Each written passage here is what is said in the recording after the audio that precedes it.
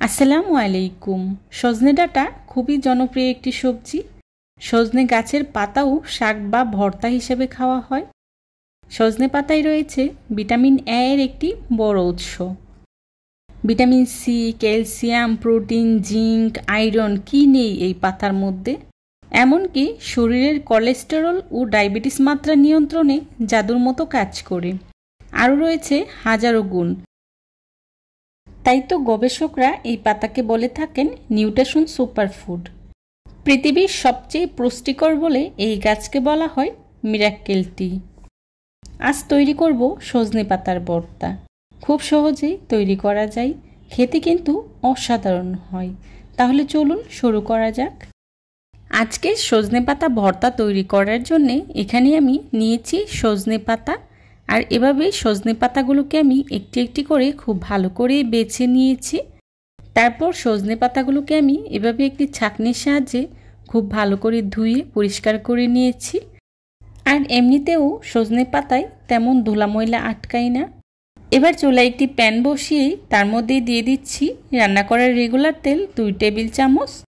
তেলটা হালকা গরম হয়ে আসলেই দিয়ে দিচ্ছি পেঁয়াজ কুচি 1 কাপ, আর দিয়ে দিচ্ছি আস্ত রসুনের কোয়া 1/3 কাপ, দিয়ে দিচ্ছি শুকনো মরিচ 3টি আর কাঁচামরিচ 5টি।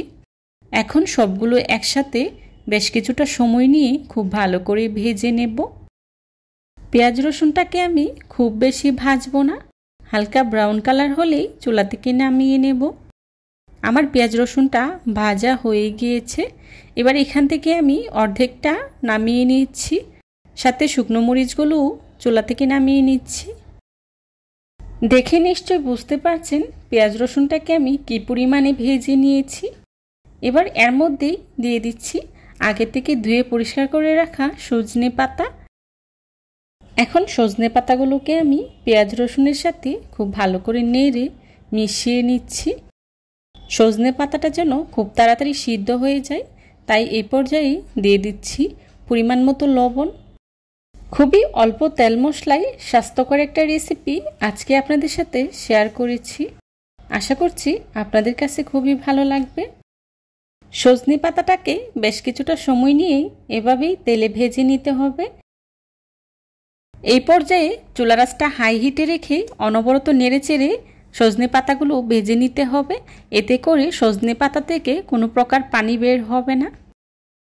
সজনে পাতাগুলোকে এমনভাবে ভেজে নিতে হবে যাতে করে পাতাগুলো সিদ্ধ হয়ে যায়, আবার কোনো প্রকার পানিও না থাকে।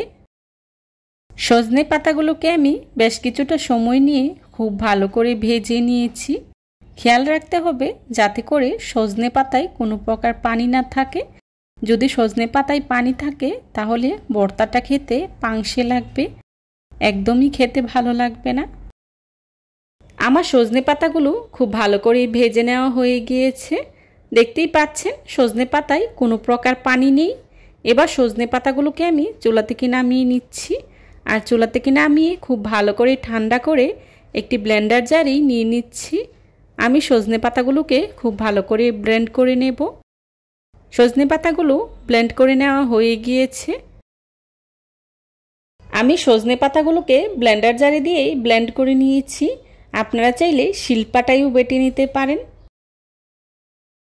ভর্তা কিন্তু এখনও তৈরি হয়নি।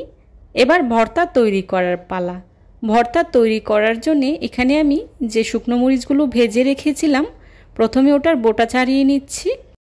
তারপর সামান্য কিছুটা লবণ দিয়ে শুকনো মরিচগুলোকে আমি খুব ভালো করেই ম্যাশ করে নিচ্ছি। লবণটা কিন্তু বুঝেই ব্যবহার করতে হবে, কারণ আমরা সজনে পাতাটা লবণ দিয়েই খুব ভালো করে ভেজে নিয়েছি। শুকনো মরিচগুলো খুব ভালো করেই ম্যাশ করে নেওয়া হয়ে গিয়েছে। এ পর্যায়ে আগে থেকে ভেজে রাখা পেঁয়াজ রসুনটাকেও আমি খুব ভালো করেই শুকনো মরিচের সাথে মাখিয়ে নিচ্ছি। রসুনটাকে আমি এভাবে হাতে চেপে চেপেই ভেঙে গুঁড়ো করে নিচ্ছি। ভর্তার মাঝে তেলে ভাজা এই যে আস্ত পেঁয়াজ আর রসুন, তার যে স্বাদ সেটা কিন্তু বলে বোঝানো যাবে না। সেটা কিন্তু কেবল খেয়েই উপলব্ধি করতে হবে। পেঁয়াজ রসুনের সাথে শুকনো মরিচটাকে আমি খুব ভালো করে মাখিয়ে নিয়েছি। এ পর্যায়ে দিয়ে দিচ্ছি 1 টেবিল চামচ সরিষার তেল। এখন সরিষার তেলটাকেও আমি খুব ভালো করেই মাখিয়ে নিব। এই ভর্তাতে সরিষার তেলটা কিন্তু অবশ্যই ব্যবহার করার চেষ্টা করবেন, কারণ সরিষার তেল ভর্তার স্বাদকে কয়েক গুণ বাড়িয়ে দেয়। এবার পেঁয়াজ রসুনের সাথে ব্লেন্ড করে রাখা সজনে পাতাগুলোকেও আমি খুব ভালো করেই মাখিয়ে নিচ্ছি। ভর্তার মধ্যে ভর্তা ভর্তা ব্যাপারটা তখনই আসে যখন ভর্তাটাকে হাত দিয়ে মাখিয়ে নেওয়া হয়, তাই আমি ভর্তাটাকে হাত দিয়ে ভালো করে মাখিয়ে নিচ্ছি। তৈরি হয়ে গেল দারুণ স্বাদের এবং গুণে ভরপুর সজনে পাতার ভর্তা। গরম ভাতের সাথে এমন একটি আইটেম হলে আর কোনো আইটেমেরই দরকার পড়বে না। ভর্তাটাকে আমি একটি সার্ভিং ডিশে সার্ভ করে নিয়েছি। দেখুন ভর্তাটা দেখতে কতটা লোভনীয় হয়েছে, আর খেতেও কিন্তু ভীষণ মজার হয়েছিল। যারা এতক্ষণ ধৈর্য সহকারে আমার ভিডিওটি দেখেছেন তাদেরকে জানাই অসংখ্য ধন্যবাদ। রেসিপি ভালো লাগলে লাইক কমেন্ট শেয়ার করতে ভুলবেন না। আমার পরবর্তী রেসিপি দেখার আমন্ত্রণ জানিয়ে আজকের মতো এখানেই বিদায় নিচ্ছি। সবাই ভালো থাকবেন, সুস্থ থাকবেন। আল্লাহ হাফিজ। আসসালামু আলাইকুম।